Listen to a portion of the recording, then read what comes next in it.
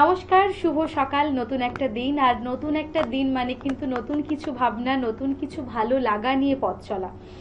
আর পুজোর সময় এলে মনটা এমনিই ভালো হয়ে যায়, আর তার সঙ্গে যদি একটুখানি বন্ধু আড্ডা, ভালো লাগার কবিতা, গান, পরিবারের সঙ্গে একটু হৈ হৈ করে কাটানো যায়, তাহলে তো পুজোর আমেজটা একেবারেই সব মিলিয়ে একেবারে ভালো রকম থাকে। আজকে আমাদের স্টুডিওতে আমরা যাদের পেয়েছি তাদের সঙ্গে আপনাদের সকলের আলাপ করিয়ে দেব। আর পুজো আসছে, পুজোর আড্ডা হবে না, পুজোর ভালো ভালো কবিতা হবে না, তা কি কখনো হয়? আসুন স্টুডিওতে যারা আছেন তাদের সঙ্গে আপনাদের সকলের আলাপ করিয়ে দিই। আমাদের সঙ্গে আছেন সঞ্চিতা মজুমদার এবং সবিতা নন্দী দাস। আপনাদের সকলকে স্বাগত জানাই আমাদের মনের জানালায়। প্রথমে বলুন, কেমন আছেন? খুব ভালো আছি। পুজোর একটা সময়, হই হই বা রব, সাজো সাজো রব, সবকিছু মিলিয়ে যেন প্রকৃতিও ঢেলে দিয়েছে যে মা আসছেন, বাড়ির মেয়ে বাড়িতে ফিরছেন। কি কবিতা আছে আজকে সংগ্রহে? আমার সংগ্রহে আছে স্বপ্ন বলে, আমি নিজে কবিতা লিখি। সেইতে একটা আছে স্বপ্ন, একটা যেহেতু স্বাধীনতা চলে গেছে সেই জন্য স্বাধীনতার উপর একটা কবিতা রেখেছি, সেটা হচ্ছে জন্মভূমি। আর পুজো আসছে, তো পুজোর জন্য একটা রেখেছি, সেটা এক মুঠো ভাত। বাহ! প্রথম তাহলে সঞ্চিতাদির থেকে একটা কবিতা শোনা যাক, তারপর সবিতাদির কাছে যাব, সবিতাদি কি রেখেছে আমাদের জন্য, আর সেটা শোনার জন্য কিন্তু মনটা অন্যরকম করছে। চলো সঞ্চিতাদি, তোমার সঙ্গেই যাই। সেদিন আমি নৌকা নিয়ে ভেসে ভেসে পৌঁছে গেলাম একটা নতুন দেশে। সবাইকে ডেকে জিজ্ঞাসা করি, ও ভাই শুনছো, এটা কোন দেশ? একজন বলে, জানো না, এটা সব পেয়েছির দেশ। নিজের মনে বলি, সব পেয়েছির দেশ? এমন আবার হয় নাকি? সব কিছু চাওয়া এক জীবনে যায় নাকি পাওয়া? তবে তো এদের দিন খুব খুশিতে কাটে। দেখতে আমি নামলাম সেই ঘাটে। কিন্তু একি, এটা আমি কি দেখি? অন্যর জন্য শিশুরা কাঁদছে, মেয়েদের পরনে শতচ্ছিন্ন কাপড়, কিছু লোক শুয়ে আছে ফুটপাতে, ভিক্ষুক এসে টাকার জন্যে হাত পাতে। এই দেশের নাম সব পেয়েছির দেশ? চোখের পাতা খুলল যেই, কোথাও আর কিছুই নেই। আমি উঠে বসে ভাবি, এমন যদি হতো ভালো হতো বেশ। শিশুর মুখে থাকতো অন্ন, মেয়েদের পরনে থাকতো কাপড়, লোকগুলো ফুটপাতে কাটাতো না রাত, কেউ এসে টাকার জন্য বাড়াতো না হাত। যদি সত্যি হতো মজা হতো বেশ, নামটা তখন সার্থক হতো সব পেয়েছির দেশ। এমন দেশের স্বপ্ন দেখি আমি রোজ, কিন্তু আমি সেই দেশটার পাই না তো কোনো খোঁজ। সত্যি তো, আমরা এমন একটা দিন চাই, এমন একটা পুজো চাই, এমন একটা সকাল চাই। এবারে একটুখানি সবিতাদির কাছে যাই। সবিতাদি, তুমি কি রেখেছো আমাদের জন্য? পুজো আসছে, মা আসছেন, ঘরে ঘরে আনন্দ। একদম একদম, আমরাও ভীষণ আনন্দিত তোমাদের দুজনকে পেয়েছি। আগে একটা কবিতা শুনি তোমার থেকে। তার মধ্যেও কিছু পারিপার্শ্বিক মনকে একটু কষ্ট দিয়ে যায়। আমরা তো মেয়েদের অনুভূতিগুলো বুঝতে পারি, যার জন্যই আমার পুজোর দিদি চক্রবর্তীর অভিযোজন। একদম একদম। আদর্শ হোক দুর্গা মাতর, পারবো না আজ না হয় থাক। এবার মেয়ে শরীর ভাঁজে গোটা 10 অস্ত্র রাখ। পুতুল খেলে কাজ নেই মা, কাস্তে টাকেই খেলনা কর। পোড়া দেশের নাচ গান নয়, নিয়ম করে শরীর গড়। পায়ে ঝুমুর মলনা পরে জুতোর নিচে পেরেক রাখ। বাড়লে বয়স বক্ষ মাঝে লঙ্কা গুঁড়োর মোড়ক থাক।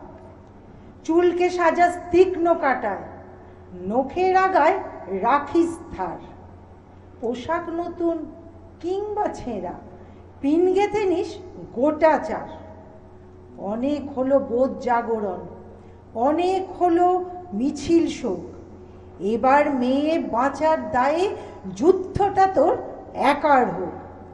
এতেও যে তুই বাঁচবি ভীষণ, এমন মিথ্যে বলাও পাপ। পৃথিবী জোড়া কীটের মাঝে কীটনাশকের ঘোর অভাব। চেষ্টা তবু রাখিস জারি, হারার আগে থামিস না। দুলফিতে নয়, এবার মেয়ে অস্ত্রে সাজিস দুর্গা মা। ঘরে ঘরে মনীষা আমার, নিষ্বুঝে এই সত্যতা। বিবর্তনে টিকতে গেলে অভিযোজন সার কথা। বিবর্তনে টিকতে গেলে অভিযোজন সার কথা। ভীষণ প্রাসঙ্গিক কবিতা, ভীষণ ভালো লাগলো। এবার একটু সঞ্চিতাদির কাছে যাব। সঞ্চিতাদি, তোমার পরবর্তী নিবেদন একটু শুনতে চাই। হ্যাঁ, আমি যেহেতু স্বাধীনতা দিবস কিছুদিন আগেই গেছে, সেই কবিদেরকে প্রণাম জানিয়ে, যে বিপ্লবীরা আমাদের জন্য আজকে সবকিছু স্বাধীনতা এনে দিয়েছে, যাদের জন্য এটাও কি আজকে নিজের লেখা আমরা- কবিতা? একদমই। বেশ, চলো তাহলে। তো শুরু করছি। জন্মভূমি। স্বাধীনতা কথাটা খুব সহজ একটা কথা, কিন্তু শুনতে যতটা সহজ ততটাই কঠিন তার যন্ত্রণা, তার ব্যথা। হ্যাঁ, আমি আমার জন্মভূমি, আমার মায়ের কথা বলছি, যে মাকে ইংরেজদের হাত থেকে বাঁচাতে কত প্রাণ লুটিয়ে পড়েছে এই মাটিতে, যাদের চোখেতে ছিল না জল, চোখে জ্বলতো আগুন, না ছিল তাদের ঘর, না ছিল তাদের ভাই বোন, না ছিল কোনো আত্মীয় স্বজন। দিনের পর দিন তারা লড়াই করে গেছে আমাদের জন্মভূমি, আমাদের মায়ের জন্য। স্বাধীনতার কথা বলতে গেলে চোখের সামনে ভেসে ওঠে কিছু ছবি, কিছু মুখ, যাদের জীবনে ছিল না কোনো সুখ। আমাদের অন্তরে অন্তরে স্বর্ণাক্ষরে লেখা আছে সেই সব বিপ্লবীদের নাম। সেই বিপ্লবীদের পায়ে জানাই আমার শত কোটি প্রণাম, যাদের জন্য আজ আমরা বলতে পারি, ধনধান্য পুষ্পে ভরা আমাদের এই বসুন্ধরা, তাহার মাঝে আছে দেশ এক, সকল দেশের সেরা। ও সে স্বপ্ন দিয়ে তৈরি সে দেশ, স্মৃতি দিয়ে ঘেরা। এমন দেশটি কোথাও খুঁজে পাবে নাকো তুমি, সকল দেশের রানী সেজে আমার জন্মভূমি, সে যে আমার জন্মভূমি, আমাদের জন্মভূমি, আমাদের জন্মভূমি। এবার একটুখানি সবিতাদির কাছে যাব। সবিতাদি, তুমি কি কবিতা বলবে? পুজোর আড্ডায় আমরা বসেছি ঠিকই, কিন্তু বর্ষা ছাড়া মানুষের মনে আনন্দটা তো একেবারেই আসে বর্ষাই না। তো প্রেম, আর প্রেমই বর্ষাই বর্ষা। প্রেম। সেই জন্য আমি একটা ছোট্ট একটা বর্ষার কবিতা একদম। শোনাতে চাই। কবি মহাদেব সাহার বর্ষা। বৃষ্টির কথা থাক, বিরহের কথা বলি, শোনাই দুজনে বিদ্যাপতির বিষণ্ণ পদাবলী। বর্ষার কথা থাক, বকুলের কথা বলি, ঝরা বকুলেই ভরে রাখি এই প্রশস্ত অঞ্জলি। আকাশের কথা থাক, হৃদয়ের কথা বলি, যদিও বিরহ তবু মিলনের স্বপ্ন জালি বুনি। অশ্রুর কথা থাক, আবেগের কথা বলি, সহস্র রাত কেটে যাক দূর আকাশের তারা গুনি। গরিমার কথা থাক, বিনয়ের পাঠ ধরি, কলহের কোনো কাজ নেই, কিছু করুণার গান ধরি। বিদ্যার কথা থাক, প্রেমের কবিতা পড়ি, চারিদিকে এই জলধারা, তবু সৃষ্টির দ্বীপ করি। বর্ষা মানেই ভালোবাসা, ভালোবাসা প্রেম, আবার প্রেম থাকলে বর্ষা নামবে চোখে। অবশ্যই। এবারে যাব সঞ্চিতাদির কাছে। সঞ্চিতাদি, ছোট করে কি শোনাবে বলো? আমি পুজোরই একটা কবিতা শোনাবো। পুজোর সব কবিতাই হয়তো আনন্দের হয়, আমার কবিতাটা একটু অন্যরকম। কেন, পুজোতে আমরা সবাই আনন্দ করি, এমন কিছু মানুষ আছে যারা সেই আনন্দটাকে উপভোগ করতে পারে না, তাদেরকে নিয়েই আমার কবিতাটা লেখা। কবিতাটার নাম দিয়েছি শুধু এক মুঠো ভাত। পুজোর ঢাক বাজছে দূরে, আশ্বিনের আকাশ জুড়ে, শিউলি ফুলের গন্ধ মেশানো পুজোর একটা রেশ। ভাবছে সবাই একটা দিন কাটবে সবার বেশ। পুজোয় হবে নতুন জামা, দেবে দাদু দেবে মামা, সেই আনন্দে খুশি তাই দুই বোন রিম্পা রূপাই। তারা তো জানে না তাদের কথা, ফুটপাতেতে শুয়ে থাকে জড়িয়ে ছেঁড়া কাঁথা। সেই মেয়েটির কথা, কতদিন খায়নি সে পেট ভরে ভাত, ভালো লাগে না তার আলোয় ভরা এই রাত। পুজো এলেই বাকি, গেলেই বাকি, কি বা যায় আসে? কেউ কি তাকে জামা দেবে একটু ভালোবেসে? চাই না জামা, চাই না তার আলোয় ভরা রাত, অনেক বেশি খুশি হতো পেলে একটুখানি ভাত, শুধু এক মুঠো ভাত। সত্যি পুজোটা আমাদের কাছে একটা আনন্দ উৎসব, কিন্তু বহু একদমই। মানুষের কাছে তারা সেই পুজোর আনন্দটুকু নিতে পারে না। একদম তো মা যখন আসছেন, আমার মনে হয় মা একটু লক্ষ্মী রূপে আসুক, অবশ্যই উজাড় করে দিক, অবশ্যই সবাই যেন আনন্দ করে। আনন্দ করে। এবার সবিতাদির কাছে যাব। সবিতাদি, ছোট করে কি শোনাবে বলো? কবি রামচন্দ্র পালের ভালো থেকো। আমরা নিজেরাও ভালো থাকতে চাই, আশেপাশে সবাইকে ভালো দেখতে চাই। একদম, চলো তোমার কবিতা পড়ে নিশ্চয়ই শুনে আমরা আরো ভালো হয়ে যাব। ভালো থেকো ছোটবেলা, ছুটফুটে দিন। ভালো থেকো টাকা কড়িস, পাউন্ড সিলিং। ভালো থেকো ফাটা ঘুড়ি, কাটাকুটি খেলা। ভালো থেকো রাঙামাটি, গাজনের মেলা। ভালো থেকো ঘর বাড়ি, ভালো থেকো নদী। ভালো থেকো দেখা হবে, ফিরে আসি যদি। ভালো থেকো কাছাকাছি, ভালো থেকো দূর। ভালো থেকো ভোরবেলা, বাউল দুপুর। ভালো থেকো মেঠো পথ, ফেলে আসা গ্রাম। ভালো থেকো চেনা মুখ, ভুলে যাওয়া নাম। ভালো থেকো আবছায়া, মার হাসি মুখ। ভালো থেকো একা ভয়ে বুক ধুকপুক। ভালো থেকো বই খাতা, কোচিংয়ের ক্লাস। ভালো থেকো ঝরে যাওয়া দিন 12 মাস। ভালো থেকো ফিলোসফি, কম্পিউটার। ভালো থেকো ফিজিক্যাল সায়েন্স টিচার। ভালো থেকো শালবন, লাল মাটি পথ। ভালো থেকো দেবদারু, বাঁচার শপথ। ভালো থেকো জল ঢাকা শিলাবতী নদী, যত দূর দেখা যায় সীমানা অবধি। ভালো থেকো খেলাধুলো, ছুটোছুটি আর। ভালো থেকো ছোট ছোট ঢেউয়ের সাঁতার। ভালো থেকো চলো যাই সাগর মোহনা। ভালো থেকো ঝিঝি পোকা, রাতের ঠিকানা। ভালো থেকো ছেড়ে যাওয়া বন্ধু আমার। ভালো থেকো দেখা হবে, ফিরবো আবার। ভালো থেকো ভালোবাসা লেখা অনুভবে। ভালো থেকো দেখা হবে, ঠিক দেখা হবে। দেখা হবে একদিন, ঠিক দেখা হবে। দেখা হবে একদিন, ঠিক দেখা হবে। ফেলে আসার সময়গুলো আমাদের ভালো থাক, আর স্মৃতির পাতাগুলো ভালো থাকলে আমাদের মনটা ভালো থাকে। আপনারাও ভালো থাকুন। সময় হয়েছে ছোট্ট একটা বিজ্ঞাপন বিরতির। ফিরে আসছি ছোট্ট একটা বিজ্ঞাপন বিরতির পর। আপনারা চোখ রাখুন চ্যানেল ভিশনে, মনের জানালায়।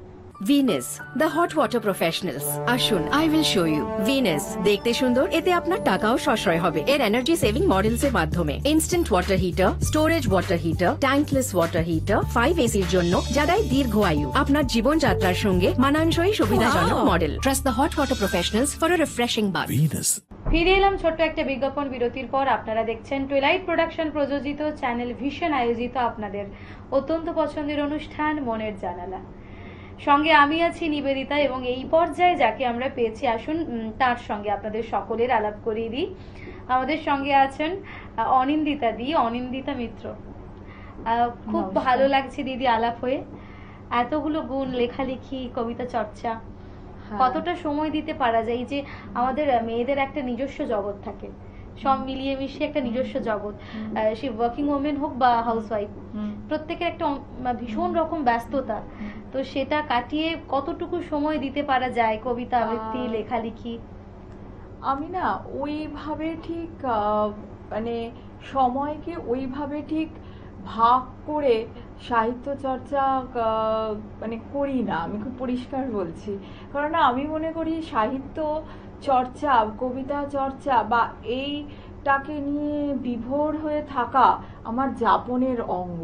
মানে আমি যেরকম খাই, দাই, ঘুমোই, স্বপ্ন দেখি, ঠিক তেমনি আমি সেরকমভাবেই বই পড়ি বা গল্প, প্রবন্ধ, কবিতা যেরকম পড়াশোনা করি, ঠিক তেমনি আমি মানে লিখিও।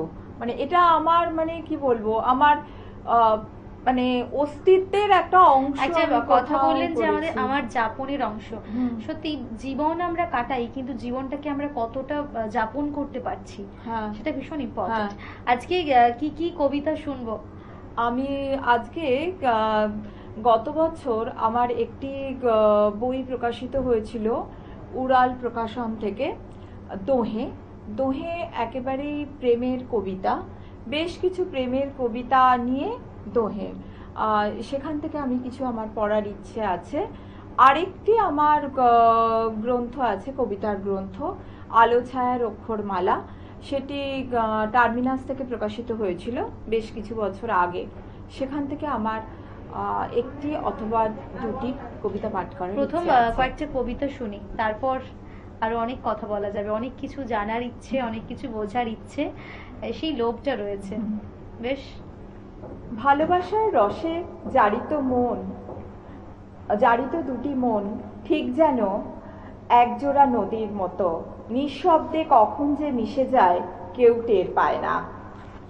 নিঃসঙ্গ গাছের ডালে উতাল হাওয়া যেমন সোহাগের বিড়ি কেটে যায়, ঠিক তেমনি একাকিত্বের নিদারুণ মুহূর্তে তোমার আঙুলের ছোঁয়া অনুভব করি আমার এলো চুলে।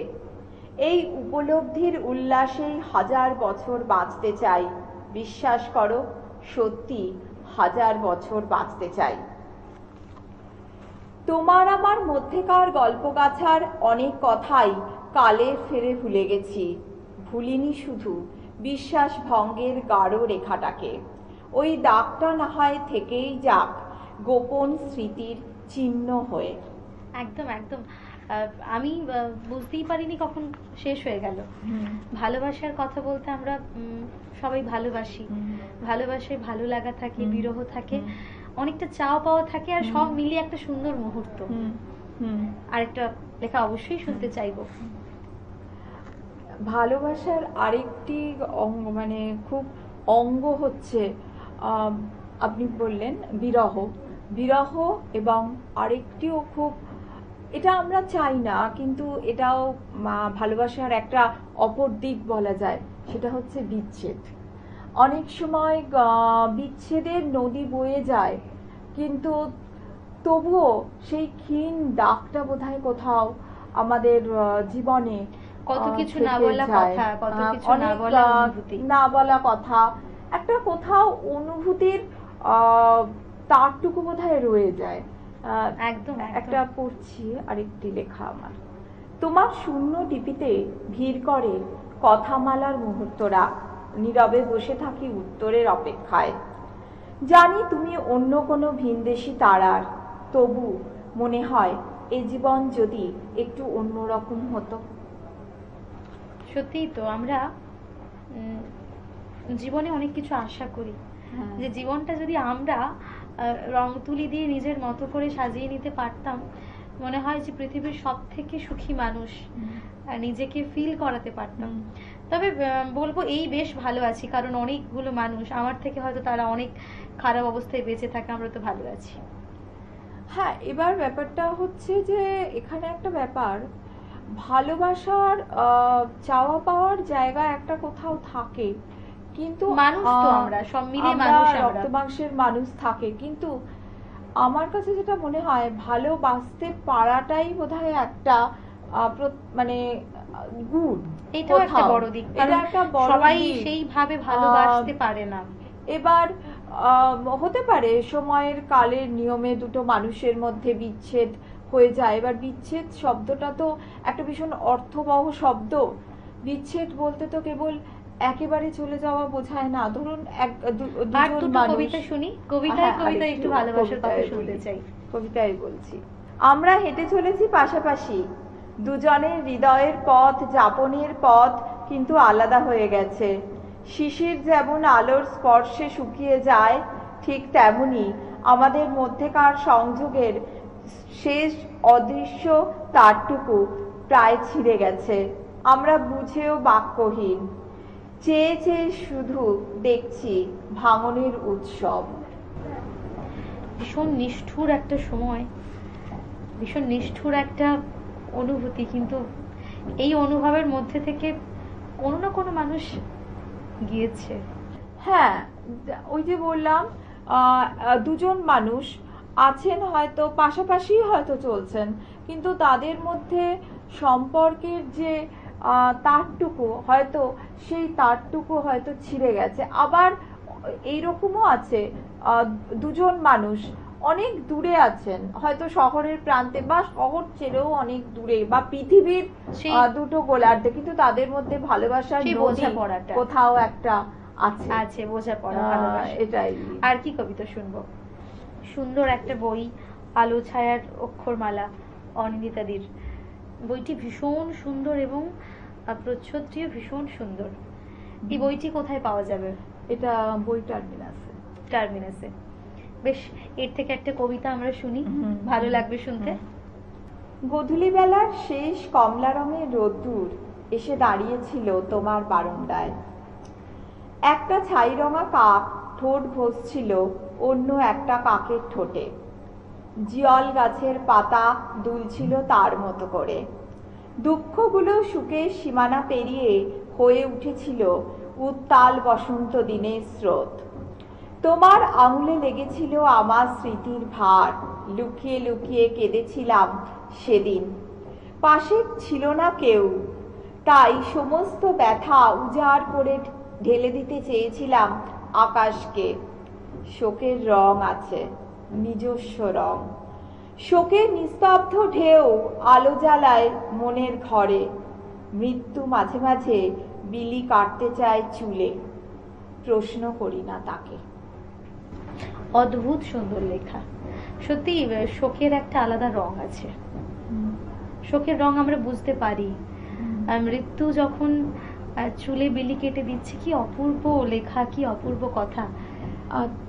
এখানে একটা কথা বলি, মৃত্যু মৃত্যু বলতে যেরকম আমরা বুঝি যে একটা চিরকালের জন্য চলে যাওয়ার যেরকম, কিন্তু তা না, মৃত্যুর আরো একদম অর্থ অনেক অর্থ বলে আছে আমার মনে হয়।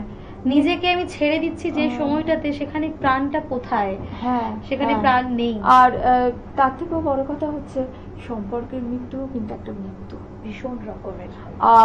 হয়তো দুজন এই টানা পোড়ন, হ্যাঁ, এই দুটো একটা শব্দ, কিন্তু এই টানা পোড়ন আমরা একসঙ্গে যখন বলছি না, টানা পোড়ন, মানে মনে হচ্ছে না যে এই জিনিসটা আমরা নিতে পারছি না। কোথাও যেন মনে হচ্ছে যদি এটাকে কেটে বাদ দেওয়া যেত, মাঝখান থেকে দুটো বাদ দেওয়া যেত, কি ভালো হতো। হয়তো এরকমও হয়। আবার দেখুন, দুটো মানুষের মধ্যে হয়তো সম্পর্ক আছে। সম্পর্ক বলতে তো, সম্পর্ক শব্দটা অনেক বড় শব্দ। এবার সম্পর্ক বলতে তো শুধুমাত্র একটা নির্দিষ্ট কিছু বোঝায় না, কিছু ইম্যাচিউর অনুভূতিও কিন্তু ভালোবাসাতে রূপ নেয়। এবার খুব ভালো লাগলো, ভীষণ ভালো একটা সময় আপনার সঙ্গে আমরা কাটালাম, ভীষণ ভীষণ ভালো সময়ের মধ্য দিয়ে গেলাম আমরা। খুব ভালো থাকুন দিদি, আর সেই সঙ্গে এত ভালো ভালো লেখা আমাদের উপহার দেবেন নিশ্চয়ই, আশা করব। চ্যানেল ভিশনকে, আমার মতো একজন অনেক ধন্যবাদ আপনাকে, ক্ষুদ্র শব্দ শ্রমিককে এইখানে একটা কবিতা পাঠ করার সুযোগ দেওয়ার জন্য। নমস্কার। ধন্যবাদ জানাই আমাদের সমস্ত দর্শক বন্ধুদের, যারা প্রতিদিন আমাদের জন্য প্রতীক্ষা করেন এবং আমরাও আপনাদের জন্য মনের জানালায় আশায় আশায় থাকি, আশায় আশায় বাঁচি। আপনারা ভালো থাকুন, সুস্থ থাকুন। ধন্যবাদ।